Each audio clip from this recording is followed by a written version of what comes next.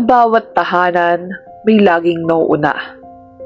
Hindi sa tagumpay, kundi sa pagod. May isang natutong gumising kahit hindi pa tapos ang gabi. Isang pusong sinanay na huwag magreklamo kahit sumisigaw na sa bigat ng pasan. Hindi ito kwento ng pagpili.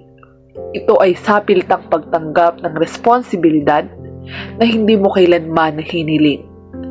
Habang ang iba'y natutong mangarap, may isang natutong magbilang ng barya, ng utang, ng araw, bago muling mawalan.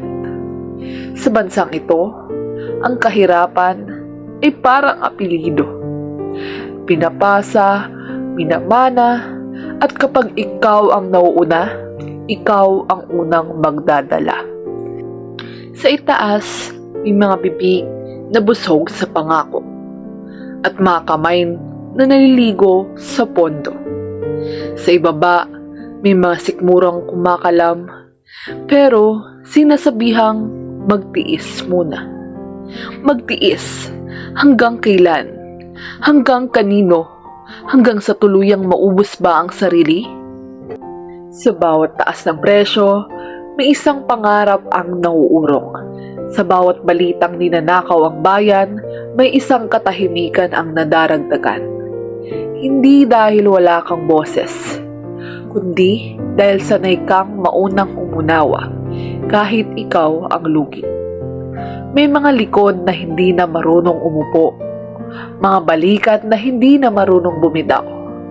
Dahil kapag bumigay ka, may madatapak at ikaw ang huling pwedeng bumagsak. Sa bansang ito, ang pagiging responsable ay parusa at ang pagiging tapat ay luho. Hindi ka bayani, hindi ka rin tamad. Isa ka lang sa mga taong ginawang panangga sa sistemang palpak. Pero pakinggan nyo ito. Hindi habang buhay mananatiling tahimik ang mga nauuna.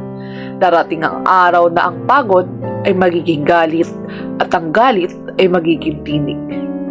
Hindi na kami mauuna sa sakripisyo. Mauuna na kami sa paniningil, sa hustisya, sa dignidad, sa karapatang mabuhay nang hindi kailangang maunang masira. Dahil ang mga nauuna ay hindi isinilang para lang magtiis. Pinanganak din kami para mabuhay.